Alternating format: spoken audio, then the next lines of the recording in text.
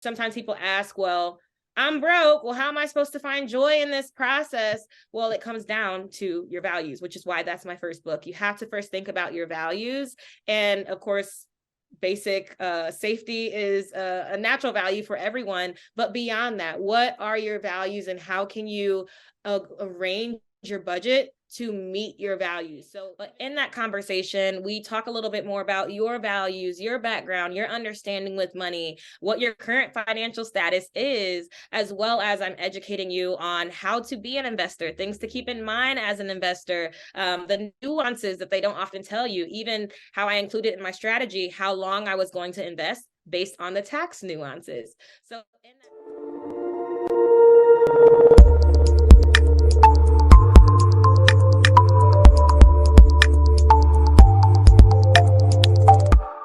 Hi, Raquel. Welcome. Thank you so much for having me. Thanks for being here. So, can you tell everybody about your story and who is Miss Wilson? Absolutely. Well, hello, everyone, or should I say howdy? I'm coming from Oklahoma, Black Wall Street, Tulsa, Oklahoma, but I'm originally from Ohio, the original O state. My journey in personal finance really began in my neighborhood. I often like to say that I didn't grow up in the hood, but I grew up around the corner. So lots of things are very familiar to me, not only in terms of my community and the financial struggles going on around me, but even within my own household, as my parents could only invest in education, no stocks, no bonds, no anything else, education. So I officially am an educator turned entrepreneur. I have the privilege to be able to teach holistic personal finance, money mindset, and how to build wealth through investing, specifically for first generation investors. I started in the classroom as a personal finance teacher, creating curriculum for my first ever group of seniors, which they were able to graduate at a 93% graduation rate. Always so Oh, proud of them. wow. Shouting them out. That curriculum that I created turned into my second book, Personal Finance Crash Course, What They Didn't Teach You in School, which is part of my Black Wealth Freedom series. It really goes into how can you get together your mindset? How can you get together your actual money? And how can you get together the actual practices of achieving your wealth goals in 12 months or less, which I've been able to do multiple times. So I really contribute all of my success to my past experiences, seeing the problems in my neighborhood in Ohio, seeing the problems in my classroom and communities here in Black Wall Street, Tulsa, and now providing solutions on the marketplace for both individuals and businesses to build wealth for their last name. Wow. Thank you for writing those books. And you are a very successful CEO, and you started Raise the Bar Investments. Do you want to talk a little bit about it? Absolutely. We hear that phrase a lot, raise the bar, raise the bar. Well, what does it mean to raise the bar for you? What does it mean to raise the bar for me? Well, I really boil that down to raising the bar for our mind and money. We can't talk about growing our money without talking about growing our mindset, which is why the first book that you see in the series is called Holistic Money Mindset, Mental Preparation for Abundance. You have to actually acclimate your mind to be abundant, to live in abundance, to walk in abundant actions, and then you will see that monetary possession manifest in reality. We all know someone that's gotten money fast and lost it fast. Right. And that's usually because of the lack of money mindset, or financial psychology, as we call it in academia. Also, of course, as I mentioned, my second book here came from the classroom, but I really like to focus on this book because so many times we don't know what we don't know. And in this book, I really talk about not only the words of wealth, which is one of the chapter titles that goes in depth on what are the different pieces of terminology that you need to know when you go to the bank, when you're making your first investment, when you're just doing your own budget. What are things you need to know? And then the third book is really a focus on how do you put what you've learned in book one and book two and from your own life experiences into action. This is the same budget that I used when I had to move halfway across country, take out loans in debt, to going from being out of debt and living a successful life, having my own home that I was able to purchase before 25 years old, having my then dream car that I'm able to monetize and not see as a typical depreciating asset. If I just said depreciating asset and you're like, what is that, Raquel? It's in book two. Exactly. But in short, Okay. assets that value less over time.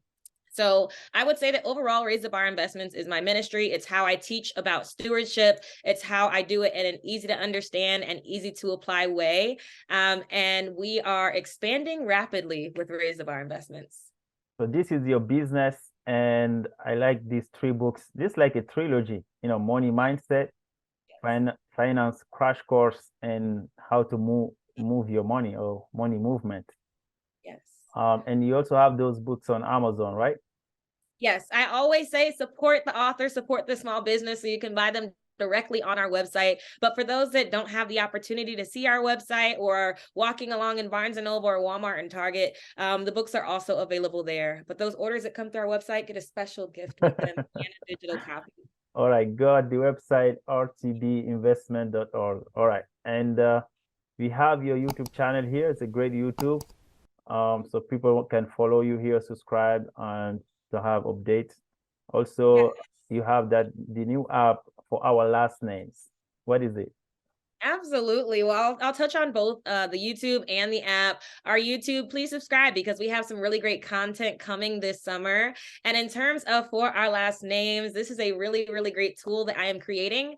It is an app that is built for first generation investors. Whether you are the first in your family to invest or you're giving it another try at investing after not being successful, this tool is built for you to build wealth for your last name.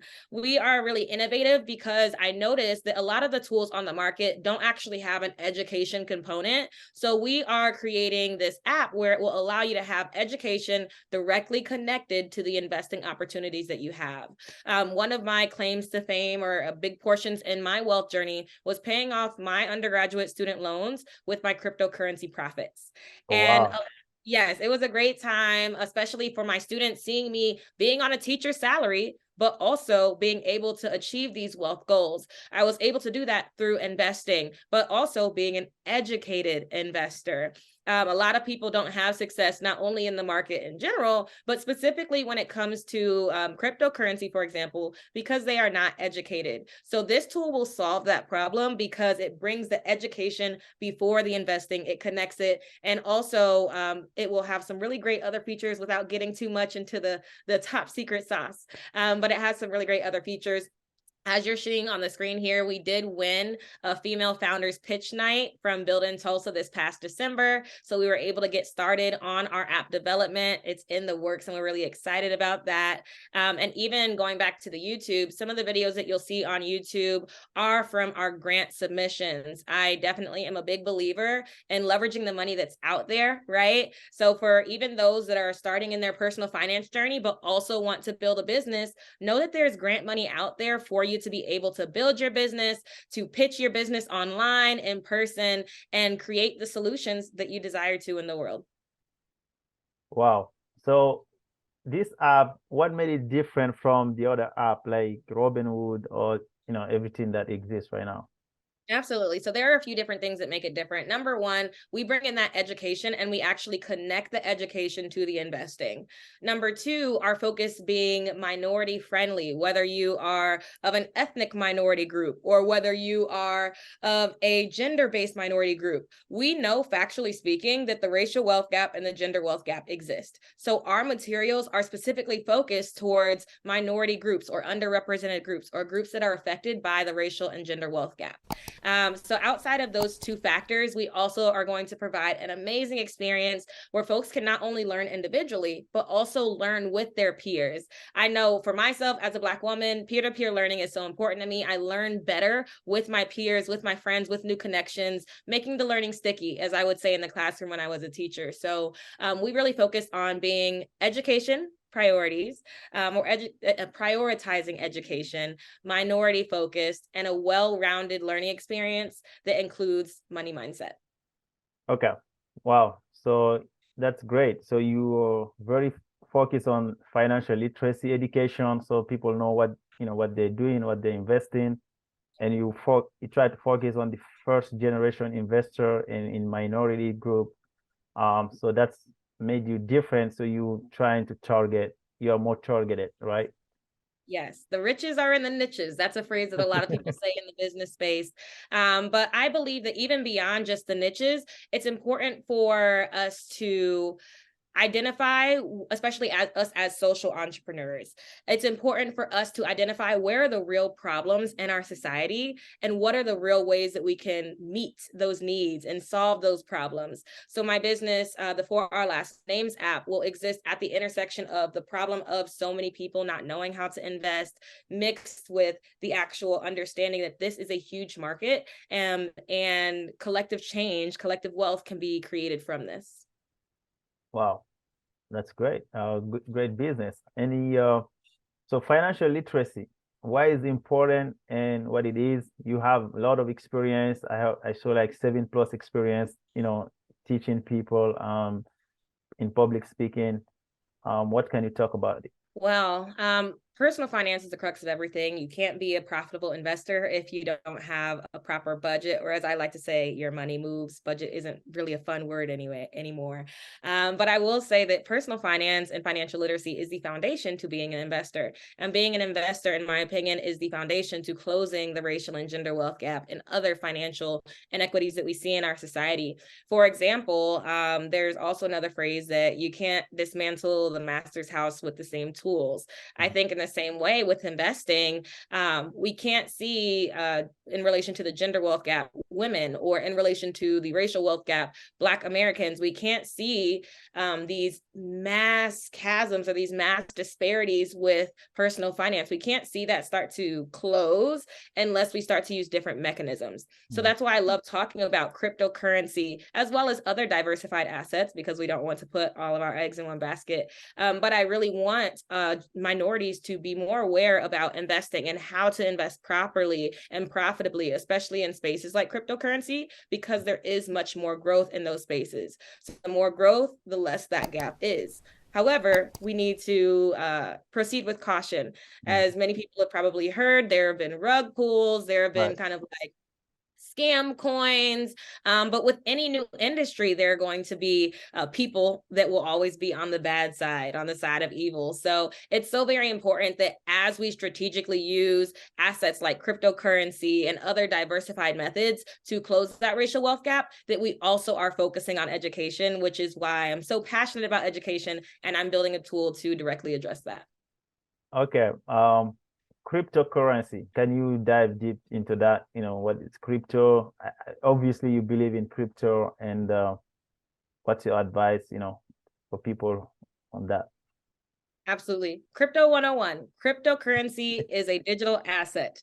Okay. It is a way to have increased privacy, increased security. But the way that I look at it as an investor is it is a way to actually build diversity in your portfolio. It's a way to close wealth gaps, as I've talked about just previously. And it's a way to have fun with investing. For example, one of the assets that I invested in to pay off my student loans, it was called Compound. It's still around. You can check it out, do the research, back test. It happened. But one of my interests in Compound was its use case, or how it's used in the world, what makes it valuable. And the same way that we think about Apple and its use case being in relation to technology and personalized experiences, each cryptocurrency has its own use case or its reason for being special or unique on the market. So Compound in particular was a token that focused on remittances and decreasing the fees that individuals would have when they would send money back to their families in different countries. After doing my due diligence, which is something that I include in my investing readiness consultations, a due diligence tracker, so you can assess any asset, whether it's crypto, real estate, stocks, all of that. But after doing my due diligence and research on that asset, I decided that it had a good use case. It had some other good statistics that were aligned with that. So I added it to my portfolio. And over time, it was a little bit over a year, so I could avoid some of those short-term capital gains taxes. I was able to grow that asset over 324%, which got me to my goal of paying off that student loan. So I withdrew. I was not greedy. That's another issue a lot with cryptocurrency in terms of education. Number one, we can't be fearful. So for people that don't know too much about cryptocurrency, it's okay. There's resources out there for it. Even my second book talks a little bit about it and how to balance your portfolio. So get that fear out of the way, but also get that education in the way. Start to think about, okay, now that I have this understanding, what are my actual goals? What's the monetary point of that goal being met? And how can I invest to reach that goal? Once I have reached that goal, I'm going to withdraw. I'm going to not continue. A lot of people get caught up in the greed of investing, especially in cryptocurrency. So I would give advice and caution everyone to get educated, but also do not be greedy. Yeah, I like your goal of setting, to using your crypto profit to pay off your student loan. That's a great goal. You can have that as a target. So someone can invest in crypto using your app. Is that right? That is the goal. We will have lots of different assets that we will have available, from index funds to individual stocks, including cryptocurrency as well. But that is really the purpose of our app, to be able to educate individuals so they can go in and say, I want to pay off my student loans with these assets, or I want to pay off my debt with these assets. We want people to be able to be successful first-time investors. And from my experience, as well as my experience doing research, because I am a certified financial education instructor, statistics show the more educated you are, the less risky you are. The less risky you are, the more profitable you are. And the more profitable you are, the more you can not only have that income for yourself, but also have it for generations. We want to influence generational wealth building. We want to teach not only a man to fish, but teach generations of that man's family how to fish, if you understand what I'm saying. So that's really our focus with the app, accessing all, but also educating all. So you said you invested in Compound. How about what about Bitcoin and Ethereum? Yes, yes. So those are also really great assets to do research on. I definitely encourage everyone listening to check out Bitcoin. It's like the grandfather of all cryptocurrencies, and Ethereum, which is, I would say, a more modernized version, without getting too much into the jargon of blockchain and all of those things. But it's a more modernized version, and I am invested in both of those as well across my portfolio. Okay. Wow. Wow. So yeah. So people can contact you, ask for advice if they want to get into, because you have too many coins out there. You don't know which one is real, which one is the phony. So it's not easy, right? It's not. And that's why we aim to make the process easier, not only through our books, but also through our one-on-one coaching and consultations. I mentioned a bit earlier about our investing readiness consultation, but to go more in depth on that, it's really a tool that, or a service that allows you to engage not only one-on-one with me on Zoom or Google Meets, but in that conversation, we talk a little bit more about your values, your background, your understanding with money, what your current financial status is, as well as I'm educating you on how to be an investor, things to keep in mind as an investor, the nuances that they don't often tell you, even how I included in my strategy, how long I was going to invest based on the tax nuances. So in that session, I teach you all of those things. It's like a crash course of what I need to know to be an investor. And then what I really love about the session is the bonuses, or the post material. So as an educator and a researcher, I provide you with information on not only how to do due diligence. So you get that due diligence tracker. Due diligence, in short, is how to properly research an asset before you invest. But I also give you some research on 2 different assets that align with your interests, whether it be cryptocurrency, index funds, ETFs. I give you 2 different assets that you can continue to research. So it gives you a really good start compared to just getting on Google, trying to open a brokerage account, not really knowing what to do. So that's the investing readiness consultation that's available for both individuals and couples or business partners. Those are both available on the website. And then we also have coaching for those that need more than just a one-off time, that need more than just due diligence, education, and an action plan. And I forgot to mention, I do give you an action plan if I deem that you're not investing ready. I do give you an action plan on what you need to do to get investing ready so you can take it into action. But in relation to our coaching, for those that need more handheld approach monthly or twice a month, we do have our mind and money coaching available as well, that works through various topics, from debt to just general personal finance to investing. Like, it goes really, really in depth. But I like to provide the high level education approach that still has some personalization in the bonuses, all the way to the extremely personalized high touch coaching that's also available on our website.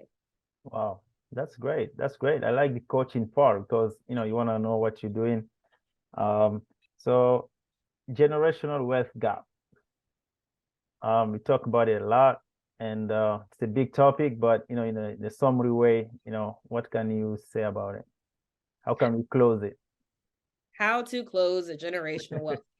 Well, I would say number one, it starts with you. It starts with everyone that's watching. We play a role in not only our how our life plays out now, but also how we set up our future generations. I always joke around and say I can't wait to have trust fund kids because that's something that I want to create within my family. Although I was not a trust fund baby, I know that I have the skills, the resources, and the action that will allow that to be a reality for my future children. So number one, I would say to folks, it starts with you and your individual actions. Now, in the same way that each drop of water can turn into either a bowl of water or even into an entire lake, right? It's the same with your money moves and your financial actions. So the consistency of your positive money moves can contribute to closing generational wealth gaps, as well as the maintenance. It's very important to maintain what you're doing. It's not enough to just write a budget one time, write your monthly budget one time and just expect it to last you for the next 2-3 years. It's important to consistently revisit your financial plan and your budget or your money moves, because as life changes, our finance approaches should also change. For example, last year with my day job, what I do is I have the opportunity to fundraise for the best kids in Black Wall Street here in Tulsa. And with that promotion that I stepped into, I was able to increase my earned income by over 70%. Wow. For context, the average raise is anywhere from 2 to 5% per year. So in that change that I had in my earned income, now I needed to look back at my budget and think about, okay, these are my values. My overall goals are to create generational wealth. How can I now adjust my money moves or adjust my budget to result in that reality? Which for me went changing my budget from say 20% investing to now 50% of investing. So now 50% of my budget goes towards investing. So compound interest can work in my favor. Again, if that's new to you, that's okay. It's in my book, chapter 1, Words of Wealth.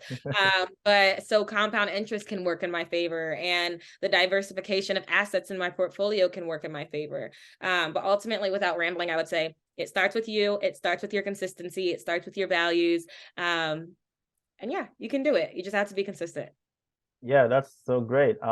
People talk about owning homes, how you can leverage home ownership to build generational wealth. Also, I wanted to ask you about credit score and debt management, and as a lot of people have bad credits, and how, what can they do to get out of that? And also, a lot of people have credit card debt, student loan debt, and you have a great idea using your crypto profit to pay your student loan debt. Wow, that's so innovative. So what can you say about that, to manage the Yes. debt and your credit score?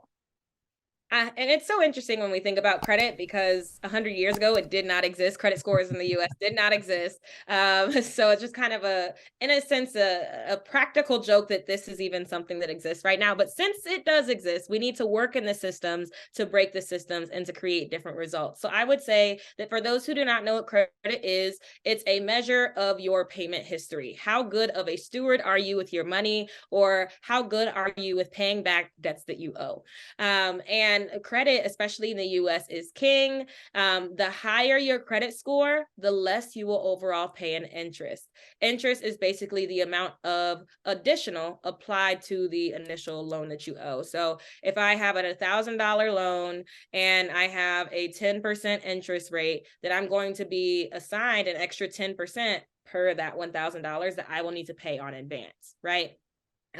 Whereas if we use that same scenario, say someone has a better credit score than the person with the 10% interest rate, they might only have to pay an interest of 5%. So they're paying less over time. So credit matters, because the higher your score is, the less you will have to pay on your debts, whether that's student loan, car, home, anything of that nature, even personal and credit card, right?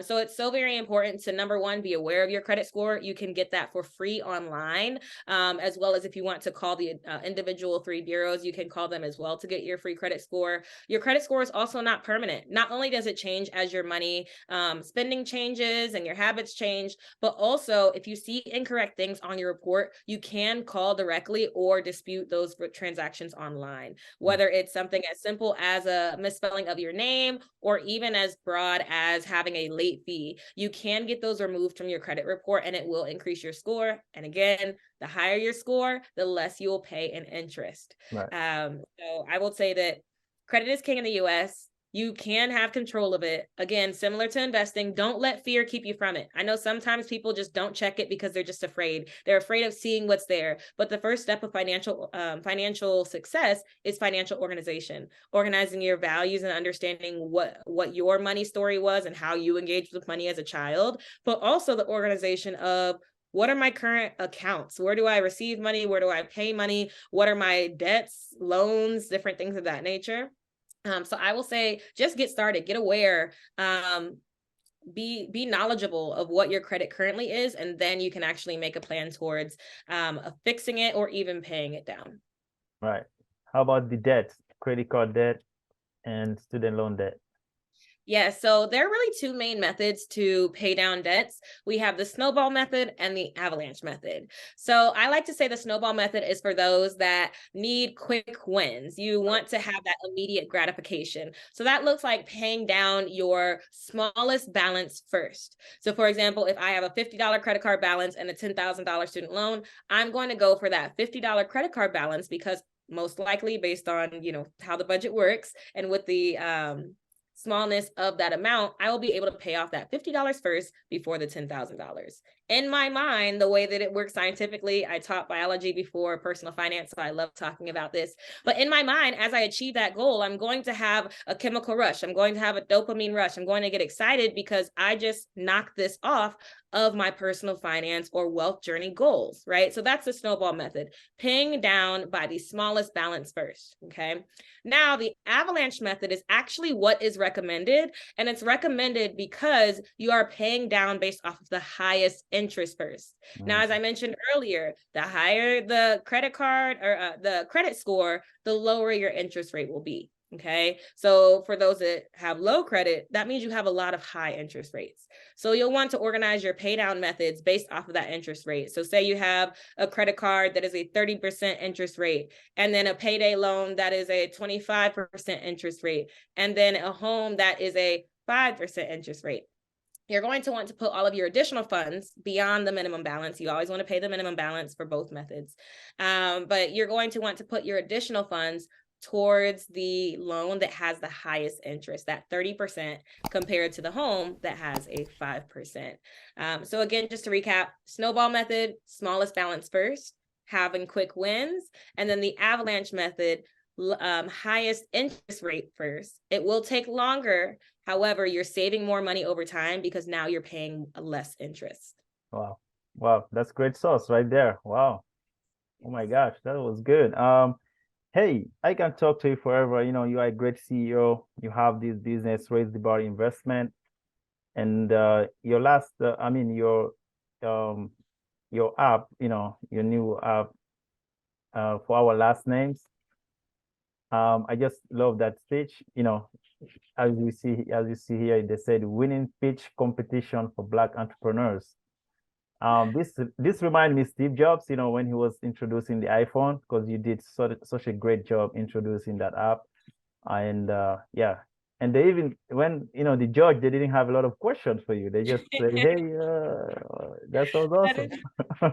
I appreciate you mentioning that. I'll say, obviously my expertise is in personal finance, but I also really love the business finance side, especially for new entrepreneurs who aren't aware that they can actually start a business even if they don't have a lot of funding. Grant funding is available out there for you. For anyone that wants to start a business or especially wants to check out the grants available to you, especially for pitching, watch this pitch competition. I'm very thankful and blessed to have won first place and to now have funding that we use for our ed tech formation of the app. But I do want to encourage anyone that desires to start a business.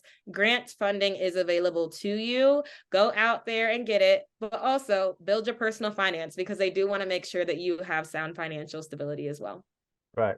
So what you do beside working, like what's your hobbies? What's your day-to-day look like? What you do to relax? Well, I'll say this values are so important. Even in my first book, I talk about value-based budgeting and how that relates to your money, but I also do value-based time or value-based budgeting of my time. And in this season of life, I see my values starting to change a little bit more towards freedom. That's a big value of mine right now. So that translates to me doing a lot of roller skating. So on the weekends, I got myself a pair of quads, and I just find a park or somewhere nearby and just do some roller skating, have fun, You do enjoy. some skating? Oh my gosh. So you're Yes, it very was very. athletic. I try a little bit. A fun fact, when I was a teacher, the first field trip that I took my students on was to a roller skating rink. It was like during Black History Month. We did a screening of the movie Roll Bounce. If you know, you know, that's a great movie. But I just always like to include fun and joy in anything we do, even when it comes to money. We have to find the joy in it. Right. Really thinking about sometimes people ask, well, I'm broke. Well, how am I supposed to find joy in this process? Well, it comes down to your values, which is why that's my first book. You have to first think about your values. And of course, basic safety is a natural value for everyone. But beyond that, what are your values and how can you arrange your budget to meet your values? So even though you might not have a lot of extra money, you know that all of your money is going towards something that fulfills you within and brings you joy. Wow. So, well, for a young person out there, right now a lot of people getting laid off. People have, we have, prices going up in groceries. So someone in high school, in college, looking, trying to find a career, try to succeed in life. What advice do you have for them? My advice would be to explore. Commit to exploring, not only exploring yourself and your natural gifts and the skills that you decide to develop, but explore the world. The more you are exposed to in terms of different career opportunities and entrepreneurship opportunities, the more that you have, the more opportunity you have to create the life that you desire. There are so many skills that can be monetized in this day and age and with technology and how we work nowadays. So I would say explore yourself, explore the world, and monetize that. Wow. Wow. Hey, thanks for being here. I'm gonna try to have you again so we can dive deep into crypto, financial literacy, in more advanced. But thank you for being here, and I'm gonna see you next time. Thank you so much for having me, and thank you everyone for joining and listening in. Let's build wealth by our last names. Thank you. Bye-bye.